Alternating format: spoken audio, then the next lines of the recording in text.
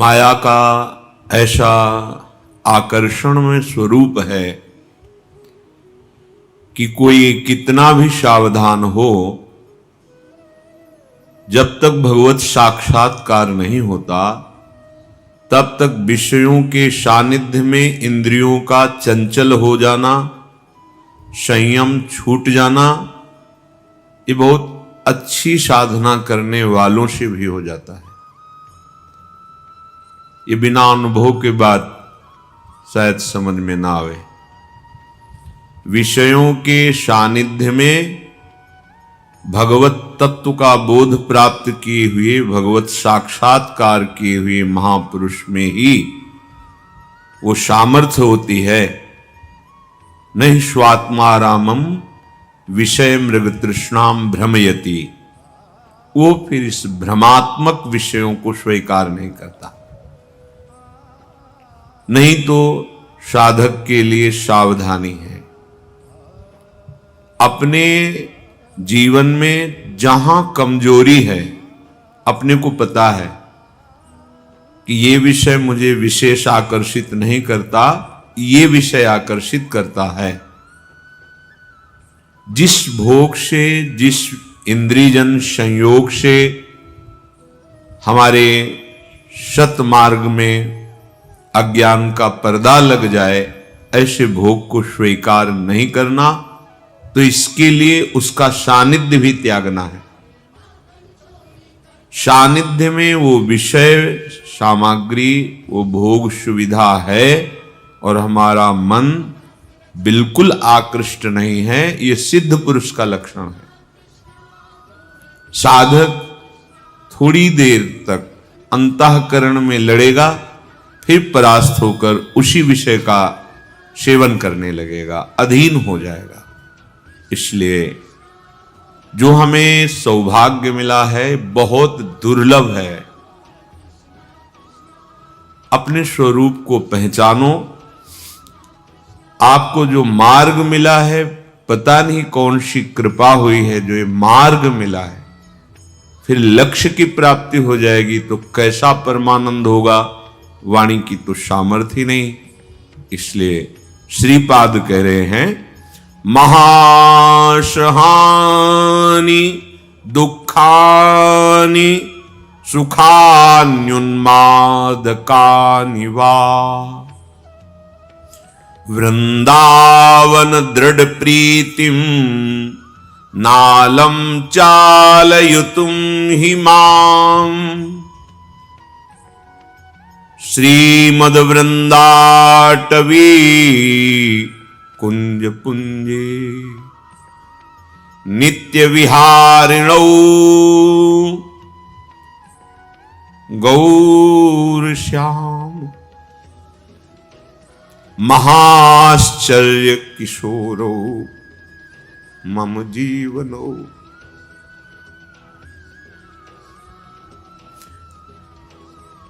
गौर श्याम महाश्चर्य किशोरौ मम जीवनो। श्री वृंदावन के नौ निकुंजों में नित्य विहार परायण श्री श्यामा श्याम,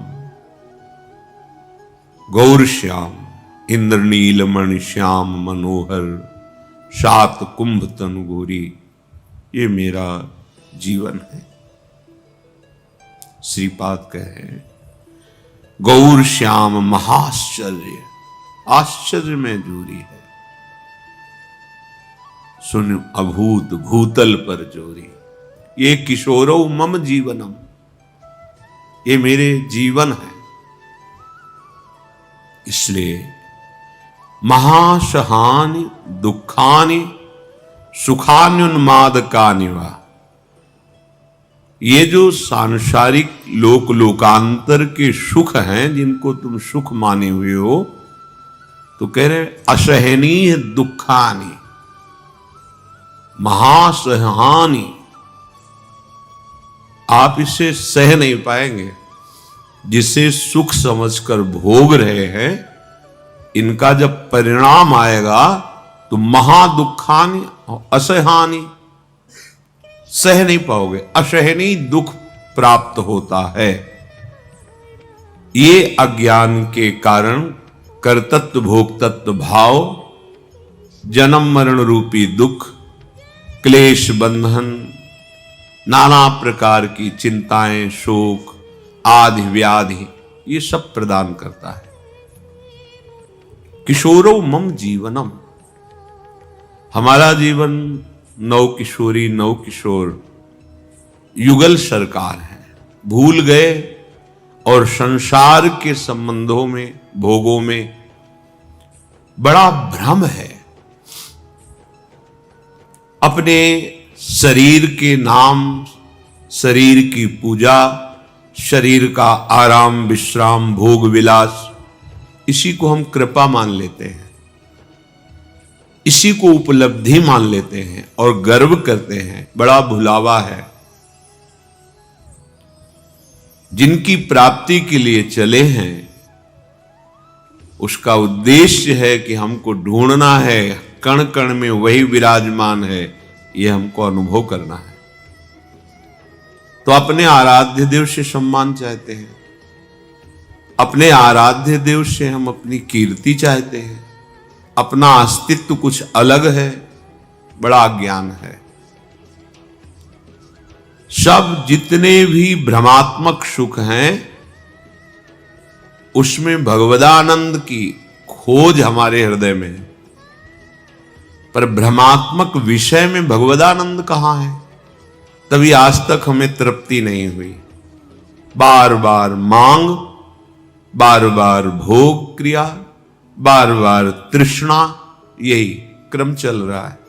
दुर्वासना मम सदा परिकर्षयन्ति। असहनीय दुख, जब थोड़ा विवेक जागृत होगा तब आप देख पाएंगे।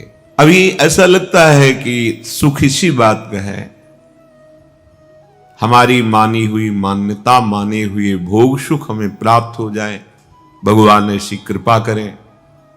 कितने दिन वो भोग टिकेगा, कितने दिन शरीर टिकेगा? परिवर्तनशील, नाशवान, कहां सुख ढूंढ रहे हो? किशोरो मम जीवनम, ये सुख है, इन्हीं के हम अंश हैं, इन्हीं के हैं। भ्रम से हम, अज्ञान से, अविद्या से भटक रहे हैं।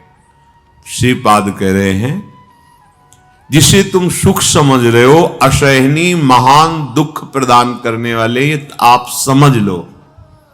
भगवान ने भी कहा है दुखालयम अशाश्वतम, ये टिकाऊ नहीं है, परिवर्तनशील नाशवान जगत है, इसमें जो कुछ भी है सब परिवर्तनशील और दुखमय है, ऐसा समझो। वृंदावन दृढ़ प्रीतिम नालम चालितुम हिमाम, अगर मेरी प्रार्थना मान लो, श्री वृंदावन में आकर के रसिकों के संग से वृंदावन रजरानी और युगल जोड़ी श्री श्यामा श्याम के चरणों में अविचल प्रीति प्राप्त करो। तन मन दोनों से वृंदावन का सेवन करो, अभी शांति प्राप्त हो जाएगी। अभी आनंद जिसकी हम खोज जन्म जन्मांतरों से कर रहे हैं उसका अनुभव हो जाएगा। कल किसी ने प्रश्न किया कि भगवत प्राप्ति हो जाती है तो हम कैसे जानेंगे कि हमें भगवत प्राप्ति हो गई है?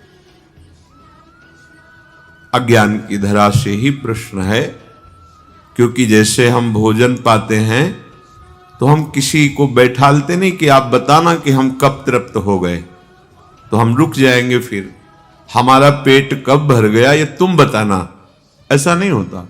हमें अनुभव होता है कि अब हमारी तृप्ति हो गई। ऐसे ही निर्माण मोहा जित संग दोषा अध्यात्म नित्या विनिवृत्त कामा द्वंद्वैर विमुक्ता सुख दुख संगई, ये लक्षण है भगवत प्राप्त पुरुष के।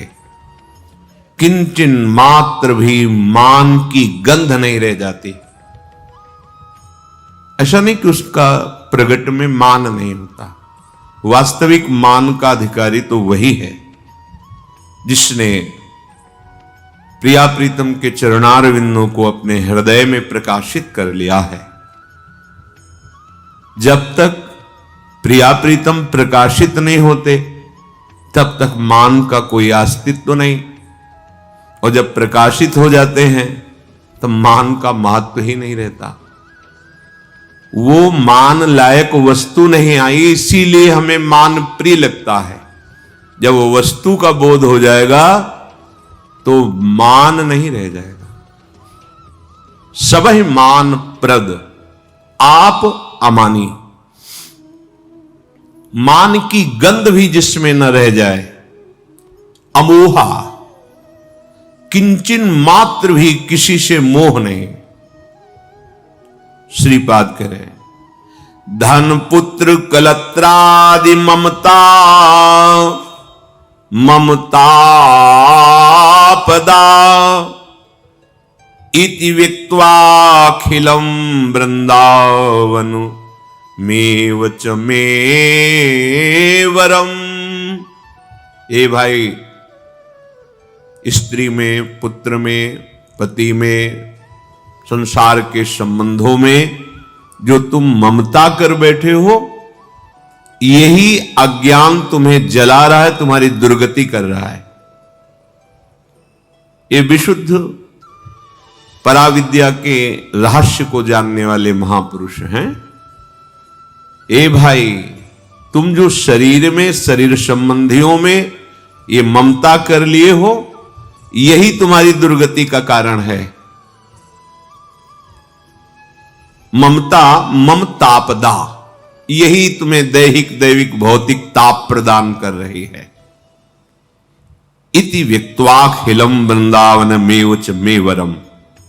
मेरी बात मान लो, सब में भगवत भाव करो, सब में ममता मत करो। समता सब संसार में, ममता नित्य विहार में। ममता किशोरी किशोरजों में। एक अहमता ममता ये जग में है दुखदाई, ये जब श्री जी की ओर लगे तो होत परम सुखदाई।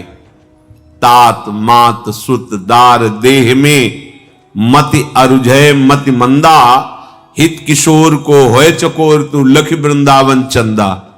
ये तुम्हारा जन्म वृंदावन चंद युगल सरकार की प्राप्ति के लिए मिला है।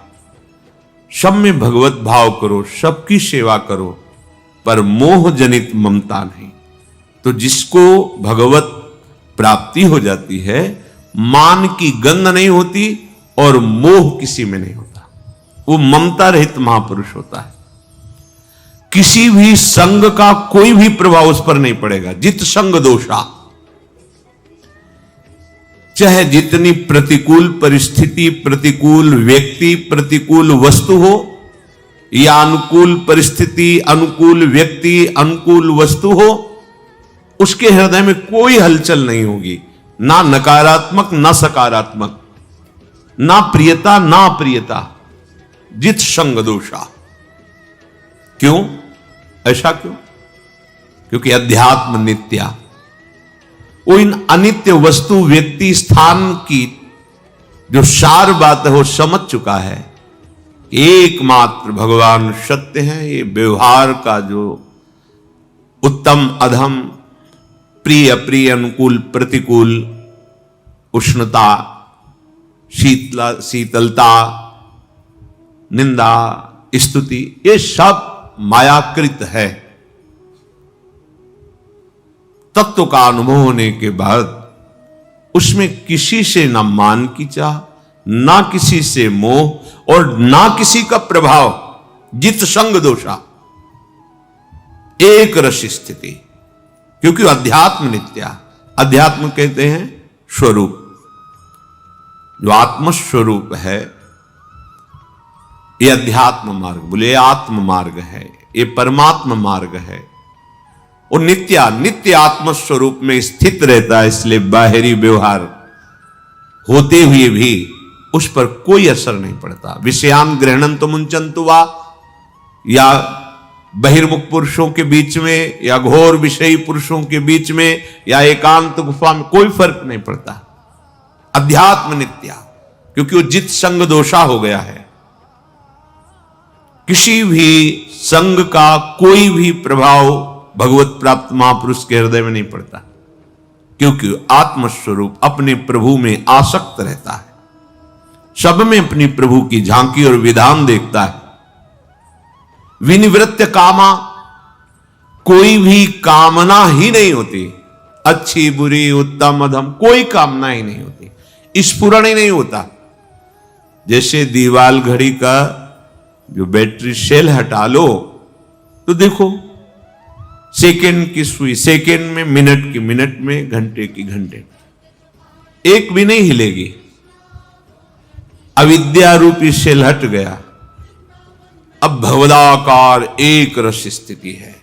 विनिवृत्त कामा, अब कोई भी वृत्ति में किसी भी तरह की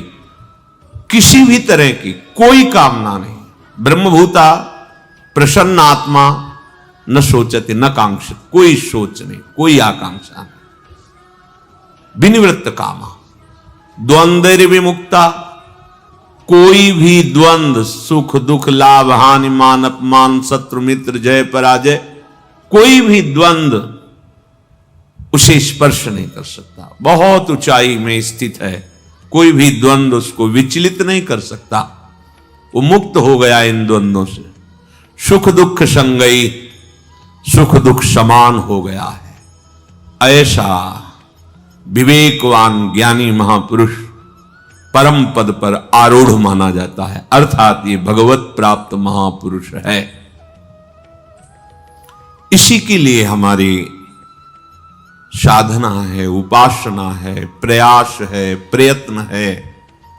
मान रहित हो जाएं, मोह रहित हो जाएं, किसी भी प्रकार के विषय वस्तु व्यक्ति स्थान का हमारे हृदय पर ऐसा प्रभाव न पड़े कि हम अपने सतमार्ग से विचलित हो जाएं। नित्य निरंतर अपने आत्मस्वरूप प्रिया प्रीतम के चिंतन में मगन रहें। अन्य कोई हमारे हृदय में वासना, कामना, स्पृहा, तृष्णा न रह जाए। कोई भी द्वंद्व हमें भगवद विस्मरण की स्थिति में ना ला दे। सावधान रहते, क्योंकि हम उपासक हैं अभी, तो हमको सावधान, कोई भी द्वंद्व भगवद विस्मरण न करा दे।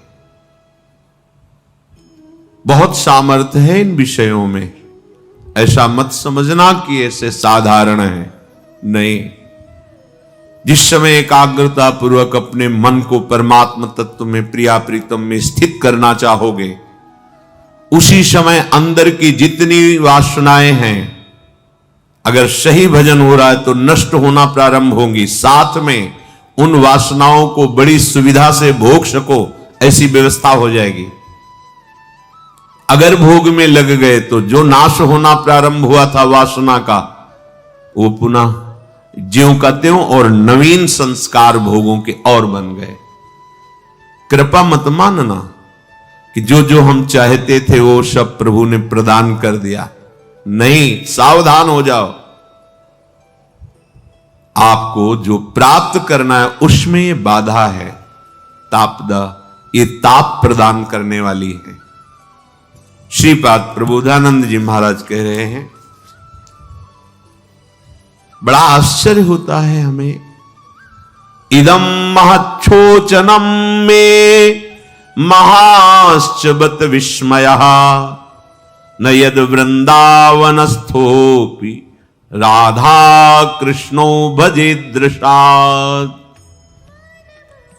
मुझे बड़ा सोचनीय विषय लग रहा है कि इतनी कृपा श्री प्रिया प्रीतम जी ने की कि तुम्हें मनुष्य शरीर दिया, तुम भूले हुए भव प्रवाह में बहते जा रहे थे, भव प्रवाह से तुम्हें रोक करके, मनुष्य शरीर दे करके, अपनी चर्चा सुनवाकर, सतमार्ग का परिचय देकर, उत्साह वर्धन करते हुए तुम्हें सतमार्ग में आरूढ़ कर दिया। इसमें केवल कृपा ही है, तुम कहीं नहीं हो इसमें। अब सोचनी बात यह है, इदम महाच्छोचनम में महाश्च बत विस्मयः। मुझे बड़ा आश्चर्य हो रहा है, बड़ा विस्मय हो रहा है, प्रभु की इतनी कृपा होने पर भी तुम्हें वृंदावन लाया गया, प्रिया प्रीतम की चर्चा सुनवाई गई, अध्यात्म का परिचय दिलाया गया, फिर भी तुम प्रेम पूर्वक नयद वृंदावन स्थोपी राधा कृष्णो भजेदृशात, परम सुख परम रस प्रदान करने वाले श्यामा श्याम का फिर भी भजन नहीं कर रहे। बड़ा आश्चर्य, बड़ा विस्मय हो रहा है। तुम्हारे ऊपर इतनी कृपा है फिर भी तुम समझ नहीं पा रहे। ये देखो, बहुत ध्यान देने योग्य महापुरुषों के वचन हैं। कितना दुर्लभ है सतमार्ग का श्रवण करना। हम प्रायः वही सुनना चाहते जिससे हमारी कामनाओं की पूर्ति हो जाए। देखने को मिलता है, आप प्रिया प्रीतम के प्रेम की प्राप्ति और भगवत तत्व बोध की प्राप्ति की बात कहो, 2 4 5 राजी सुनने में। ये करो तो धन मिलेगा, ये करो तो पुत्र मिलेगा, ये करो तो विघ्न नष्ट हो जाएंगे, तुम्हें बड़ा भोग मिलेगा, ये करो तो ऐसा हो जाएगा। सब राजी हैं, सब। बस हमारे विघ्न मिटा दो, हम स्वतंत्र होकर खूब एक बार संसार के सब भोगों को भोग ले। अरे पहली बार नहीं, करोड़ों बार ये बात तुम्हारे मन में आई है और करोड़ों बार प्रभु ने वो बात तुम्हें पूरी की कि देख ले, पर फिर शरीर टिकाऊ तो है नहीं, दूसरा शरीर मिला फिर वही कामना, फिर तीसरा शरीर फिर वही, इस जीवन में फिर वही कर ले। पूरे के पूरे जीवन मिट्टी में मिलाते चले आ रहे हैं आप। पहला जीवन नहीं है आपका। बड़ी विचित्र माया है, बहुत विचित्र। इसीलिए कह रहे महाशोचनम, केवल शोचनम नहीं, महाशोचनम। ये महान शोचनीय बात है। महाश्चर्यवत विस्मय, बड़ा आश्चर्य हो रहा है कि प्रभु ने इतनी कृपा कर दी। बड़ा सच्ची बात, सच्ची बात। एक सीमा में तुम्हें घेर दिया गया, तुम देख नहीं सकते, तुम भोग नहीं सकते। जबरदस्ती तुम्हें भगवत प्राप्ति के लिए प्रभु ने घेर दिया। अब वो अपना अधिकार ही छीन लेता है। आप हम पर शासन ही नहीं कर सकते। मैं चला क्योंकि मैं स्वतंत्र भोग। उसको लगता है मेरा जीवन व्यर्थ जा रहा है, यौवन अवस्था व्यर्थ जा रही है, कोई भोग नहीं भोग पा रहा हूं। महाशोचनम, भान शोचनीय बात, नहीं समझ पा रहा। ये मुझे बड़ा आश्चर्य लग रहा है कि तुम्हें सत्संग मिला, वृंदावन धाम आए। ऐसा नहीं कि बुद्धि तुम्हारी समझ नहीं रही। सत्य वस्तु, ये जो निंदा करते हैं ना, ये भी समझते हैं, पर वो इतनी विषयी मलिन हृदय हो गए हैं कि उत्साह नहीं रह गया कदम रखने का परमार्थ में। तो परमार्थ के पथिकों की निंदा करके अपने हृदय की तसल्ली करते हैं। वो सत्य वस्तु को जानते हैं तभी उनको द्वेष हो रहा है। ऐसा नहीं कोई बिल्कुल नहीं जानते। राग होने पर ही द्वेष होता है। जो प्रशंसनीय है उस पर ना चलने के कारण उसकी निंदा होती है। कोई वस्तु हमें ना मिल रही हो तो फिर हम तसल्ली करने के लिए उसकी निंदा करते हैं। अंगूर खट्टे हैं, हमारे पकड़ में आने वाले नहीं, खट्टे हैं। यद्यपि वो बहुत रसीले और मीठे, पर हमारी छलांग नहीं वहां तक पहुंचने की, तो हम निंदा करके तसल्ली करते हैं। इसका मतलब वो जानता है पर मानता नहीं है। जैसे दुर्योधन भगवान से कह रहा है, मैं बहुत अच्छी तरह से धर्म को जानता हूं पर मेरी इसमें रुचि नहीं, और अधर्म को जानता हूं पर उसमें मेरी रुचि है। श्रीपाद कह रहे हैं कि जानते हो तुम कि तुम्हारा एक जीवन निश्चित समय के लिए है। जानते हो तुम कि इन सब भोगों में बहुत बार हमने जन्म नष्ट किए हैं। नहीं ऐसे ज्ञान है तो सत्संग तो दे रहे हैं भगवान, सत्संग दे रहे हैं। ये बड़ी भारी हमारे ऊपर कृपा है जो हमें सत्संग मिल रहा है। ये बड़ा दुर्लभ है। सत्संग मिलना बड़ा दुर्लभ विषय है, बहुत दुर्लभ। सत्संग मिल गया अगर हमारी वृत्ति आस्था रखती है सत्संग में, वो सुधर जाएगी, सुनते सुनते सुधर जाएगी। लोक चिंता नो धर्म, चिंता न देहगा, श्रीमद वृंदावने राधा कृष्ण भाव भृतो मम। हे भाई, तुम अब लोक की चिंता मत करो। सच्ची बात है, जितना आप चिंता करोगे उतने ही परेशान हो जाओगे, और जितना आप चिंतन करोगे उतने ही सब ठीक होता चला जाएगा। यह समझ में नहीं आता। हम ठीक करेंगे ना, हमारे ऊपर भार है, तुम क्या जानो। ढोते रहो भार, कुछ ठीक होने वाला नहीं। आज तक ठीक नहीं हुआ। यहां जब से सृष्टि हुई, कन्नी बशुली मिस्त्री लेबर सब चल रहे हैं। कहां बन रहा है? रोज बन रहा है। कहां बन रहा है? ये माया देखो, रोज बन रहा है। जब से हुई तब से बन रहा है, बनता ही रहेगा। बिगड़ता हो, बनता, बिगड़ता, बनता। क्या चल रहा है? जन्मना मरना, जन्मना मरना, भोगना फिर तृष्णा, फिर भोगना, फिर क्या चल रहा है? देखो ना जादू, जादू देखो। थोड़ा विवेक से विचार करो, तुम चिंता मत करो। ये लोकांतर प्रभु के एक अंश में विराजमान है, बड़े सामर्थ्यशाली। एक रोमकूप में करोड़ों ब्रह्मांड वास करते हैं, ऐसे महाविराट भगवान है हमारे। और इतने सूक्ष्म है कि सूक्ष्मदर्शी से जिसे तुम देख नहीं सकते हो, वहां भी वो विराजमान है। अणुअणियान महातो महियान, दिखरावा माते हितिन अद्भुत रूप अखंड, रोम रोम प्रतिलागे कोटि कोटि ब्रह्मांड, ब्रह्मांड निकाया निर्मित माया, रोम रोम प्रतिवेद कहे। ऐसे प्रभु के आश्रय से आप निश्चिंत हो जाओगे। ऐसे प्रभु के भजन से आप परम सुखी हो जाओगे। मान लीजिए बहुत मलिन बुद्धि है, ऐसी जगह फंसा देगी कि फिर निर्णय नहीं कर पाओगे। आप निर्णय करने की सामर्थ्य नहीं रह जाएगी, और समय ने आपके हाथ से निकल गया, फिर आप ऐसे बंध जाओगे। बस फिर मन यही कहेगा कि अब जैसे जी रहे हैं जीते रहें, बस किसी तरह अब जीवन व्यतीत करना। फिर एक समय ये बुद्धि निर्णय कर देगी, अब जीने की इच्छा ही नहीं रह गई है, अब तो बस शरीर छूट जाए। हां, तो मुक्त हो जाओगे। शरीर छूटने से फिर नया शरीर मिलेगा, फिर वही, फिर इसीलिए लोक चिंता न मत चिंता करो इस लोक में अब तुम्हारा क्या होगा। नो धर्म चिंता,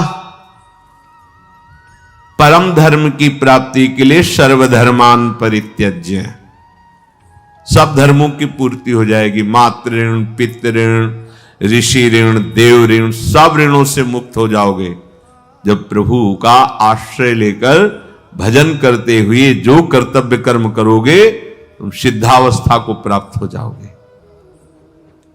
धर्म की भी चिंता नहीं करनी, ना देह का, हमारे परिवार का, हमारा भरण पोषण जलते रहते हैं।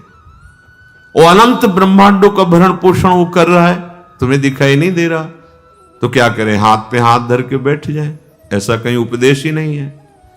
अपने कर्तव्य कर्म को करो, चिंता मत करो। भगवत चिंतन परायण होते हुए अपने कर्तव्य कर्म का जो पालन करता है वो भगवत प्राप्त हो जाता है। तुम कर्तव्य कर्म तो करते नहीं हो, चिंता करते हो। चिंता करने के कारण अविद्या अपना अधिकार बढ़ाती जाती है और तुम्हारे द्वारा धर्माचरण होने लगता है। क्यों? क्योंकि तुम्हारा चिंतन ठीक न होने के कारण कर्तव्य अकर्तव्य का निर्णय नहीं कर पाते। अकर्तव्य को कर्तव्य समझ लेते हैं और कर्तव्य से विमुख हो जाते हैं, तो चिंता शोक और बढ़ जाती है। राज से समझिए, अगर भगवद आश्रित हो तो आपका अंतःकरण ठीक निर्णय करेगा और कर्तव्य परायण पुरुष को यहां भी और परलोक में भी आनंद की प्राप्ति होती है। तो मनुष्य जीवन का प्रधान कर्तव्य है भगवत प्राप्ति। ये तभी हो सकती है जब भगवत आश्रय लेकर के भजन परायण रहते हुए सबकी सेवा करो।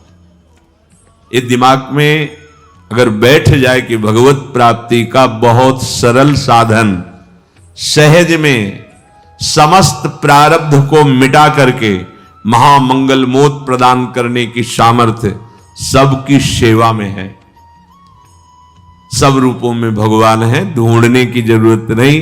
जो तुम्हारे सानिध्य में है, ममता रहित होकर भगवत भाव से सेवा करो और खूब भगवत चिंतन परायण रहो, मंगल हो जाएगा, इसी जन्म में मंगल हो जाएगा।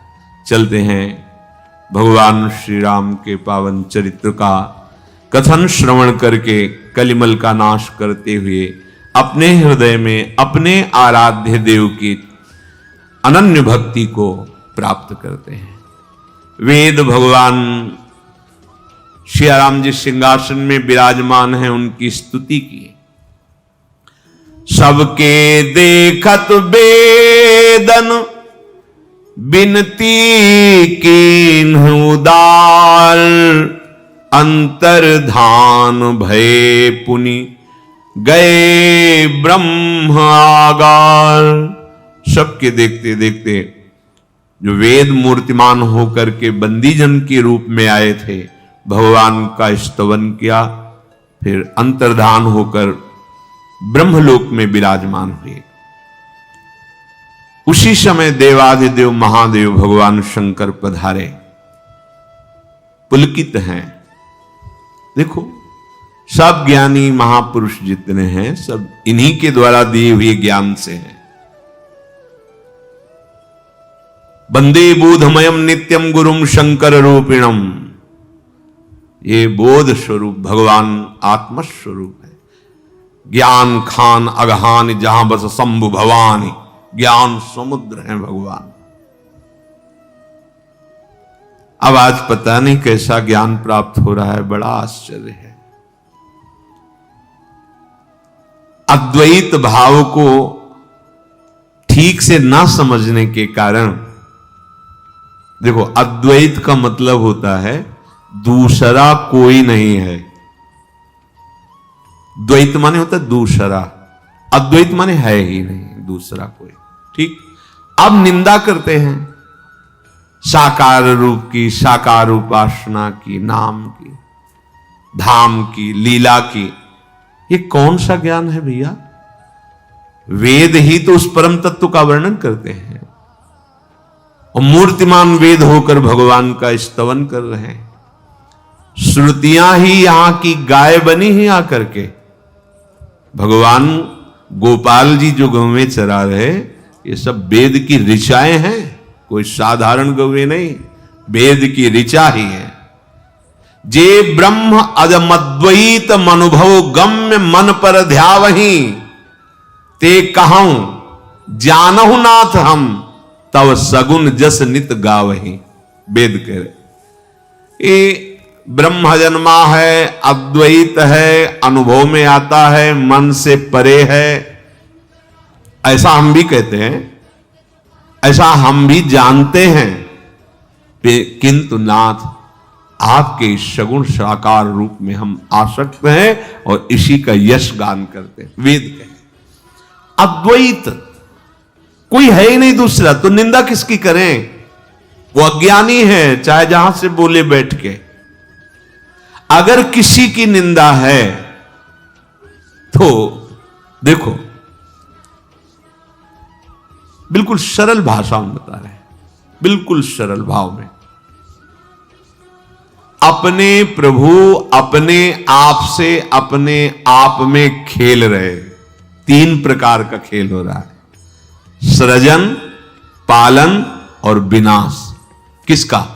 अपने आप से अपना सृजन, अपने आप से अपना पालन और अपने आप से अपना लय। ये बोध जिसको हो गया, किसकी निंदा करेगा? किसकी निंदा करेगा? अब ये बोध हो गया तो जीवन मुक्त महापुरुष हो गया, और ये नहीं हुआ तो अधूरा है। जितना ये छलकन है ये अधूरे पे होती है। छूछी आधी गागर जो ना छलकती है, गंभीरता तत्वबोध से प्राप्त होती है। कोई दूसरा नहीं, कोई दूसरा नहीं। इसे और नीचे उतार के एक बहुत बड़ा महल है, घर है, जिसमें सहस्त्रों कमरे हैं। उस पिता के सहस्त्रों विचारधारा वाले, सहस्त्रों भाव वाले बालक हैं। सब अलग अलग हो गए हैं, सब अपने अपने कमरे को अपना मानते हैं, लेकिन है कौन? उसी पिता के पुत्र हैं, उसी का महल है, और अपना अपना अधिकार करके एक दूसरे से लड़ते हैं। मेरा कमरा अच्छा, तुम्हारा कमरा ठीक नहीं, ये इतनी मेरी जगह उतनी। अब उस पिता को देख के हंसी आती कि बावरे तेरा क्या है, तू भी मेरा है, ये भी मेरा है, तू काहे को लड़ रहा है? ऐसे ही जितने धर्म हैं, जितने धर्म का पालन करने वाले हैं, सब एक ही पिता के अंश हैं। चाहे अंग्रेजी में, चाहे उर्दू में, हिंदी में, संस्कृत में, विविध भाषाओं में, सब भाषाएं उसकी, सब भाषा बोलने वाले उसके, सब आराधनाएं उसकी। हां, बड़े आचार्य रूपों में हर धर्म के बड़े महापुरुषों की वाणी पढ़ के देख लो, एक ही मिलेगी, चाहे संस्कृत से लिखी हो या उर्दू से लिखी हो या अंग्रेजी से लिखी हो या हिंदी से लिखी हो, चाहे पदों के रूप में हो चाहे ऐसे। बीच में हम अज्ञानी जन अपनी भावनाओं को ना थोपे और उसी स्थिति से चले जो आचार्यों की वाणी, तो एक ही नजर आएगा, दूसरा कोई नजर नहीं आएगा। हम अपने अज्ञान को थोप करके बीच में मेड़ बनाकर झगड़ा, निंदा, अपमान, ये भगवत मार्ग में ऐसा नहीं है, ऐसा बिल्कुल नहीं है, बिल्कुल नहीं है। जो ऊंची कोटि के महापुरुष हुए हैं, चाहे जिस मार्ग में हुए हों, जब उनसे बात हुई है तो हम जो गीता से बोले हैं वही वो अपनी वाणी से बोले, अपने ग्रंथ से बोले, इतना भी अंतर नहीं। ये जो हम अपनी वासनाओं को उपासना में थोपते हैं, फिर जो मनमानी करते हो, कहते हैं हमारा धर्म कहता है, तो आचार्य वाणी जो उच्च कोटि के महापुरुष हुए, किसी भी धर्मावलंबी महापुरुष अपने आचार्य वाणी को, गुरु वाणी को पढ़ करके देखे, जो गुरुदेव जिस महामहिम संप्रदाय धर्म की ध्वजा को फहराने के लिए प्रकट हुए, उनकी वाणी को पढ़ के देखे, तो सब एक ही परमात्मा का वर्णन कर रहे हैं, चाहे जिस भाषा में कर रहे हो। ये हमारा अज्ञान है, हम अपने अज्ञान को दूर करें, दूसरा कोई नहीं है। बड़ा विचित्र खेल है, हम अपने धर्म को नहीं जान पा रहे हैं। अगर जान जाएं तो हमारा धर्म इतना बड़ा है कि एक कण भी नहीं बचेगा जो हमारे धर्म में नहीं विराजमान है। सच्ची मानिएगा, एक कण भी, एक ब्रह्मांड का कण भी ऐसा नहीं जो हमारे धर्म से अलग हो, वही विराजमान है। बस समझ की बात है, समझ नहीं ठीक है तो अपने अपने कमरे को अपना अधिकार मानकर और एक दूसरे से झगड़ा, निंदा, स्तुति, वही अपने आप की रचना, अपने आप से अपने आप का पालन और अपने आप से अपने आप का लय। सच्ची बात, सत्य विषय यही है। कहीं किसी से कुछ झगड़ा, झंझट, निंदा, स्तुति, इसका कोई भी परमार्थ निरूपण आप श्रीमद् भागवत में पढ़ना, कोई नहीं है, कहीं कोई नहीं जिसकी निंदा की जा सके। इसलिए ये बड़े बड़े जो गुरुजन महापुरुष जिस मार्ग में चले, हमें उसी में चलना चाहिए। ये जो हम मनमानी करते हैं और सोचते हैं कि एक सीमा वाले नाम को उच्चारण करके धर्म की भावना से दूसरे को दुख पहुंचाना, निंदा करना, हिंसा करना, और फिर सोचते हैं कि इससे हमारे आराध्य देव प्रसन्न हो जाएंगे, तो मुझे लगता है अभी थोड़ा समझ ठीक करने की जरूरत है। क्योंकि जिनको तुम अपमानित कर रहे हो आराध्य देव ही हैं, उनमें आराध्य देव ही विराजमान है। जिनको तुम प्रसन्न करना चाहते हो उन्हीं की तुम निंदा कर रहे हो। ऐसा कभी नहीं हो सकता कि किसी को दुख देने वाला, किसी को नाना प्रकार की निंदा आदि करने वाला अपने आराध्य देव का लाडला हो जाए। ऐसा जो लात मारी रावण ने तो महादेव जी कैलाश से बोल पड़े, उमा संत कई यही बड़ाई, मंद करत जो करे भलाई। वो मंद कर रहा है और ये उनका भलाचार है। आचार्य महाप्रभु हरिवंश चंद्र जी के लिए सेवक जी महाराज लिख रहे हैं, करत जे अनुसहन निंदक तिनहु पे अनुग्रह कियो। और महाप्रभु स्वयं कह रहे हैं, देखो संत है, सद्गुण संपन्न है, तो हमारी बुद्धि तो मानी जाएगी कि भक्त है भगवान का, नमन। लेकिन महाप्रभु आदेश कर रहे हैं, ये क्रूरा, क्रूरा माने निर्दयी से निर्दयी आदमी, अपि पापिनो, बड़ा श्रेष्ठ पापी, मतलब बड़ा पापी, नच सताम संभाष्य, संत पुरुषों की बात करने योग्य भी वो व्यक्ति नहीं, दृश्या से देखने योग्य भी नहीं, फिर भी वो मेरे राधा वल्लभ लाल है, ऐसी मेरी दृढ़ मति। आप पढ़ो आचार्य वाणी, किसी भी महापुरुष की वाणी पढ़ के देखो, भगवान शंकर ज्ञान समुद्र है। कहां है? अयोध्या में रघुनाथ जी, सियाराम जी विराजमान सिंहासन पर स्तवन कर रहे हैं भगवान शिव। आज हमारा पता नहीं कौन सा ज्ञान होता है कि भगवान की निंदा, भगवान के नाम रूप की निंदा, बचो कलयुग की इस मलिन चाल से, नहीं हो पाएगा। आनंद की अनुभूति नहीं हो पाएगी, कभी नहीं हो पाएगी। थोड़े दिन के लिए तुम्हारा शरीर है, कर लो मनमानी, फिर इसके बाद जब उसका हिसाब होगा तब सुन। अद्वैत दूसरा है ही नहीं, फिर निंदा किसकी, फिर ये क्या अवहेलना किसकी, यही समझ में नहीं आता है। कण कण में जब है, वो है, एक है, तो तुम्हारा आराध्य देवी है, तो तुम्हारी आत्मा ही तो है ना, तो निंदा किसकी की जाती है?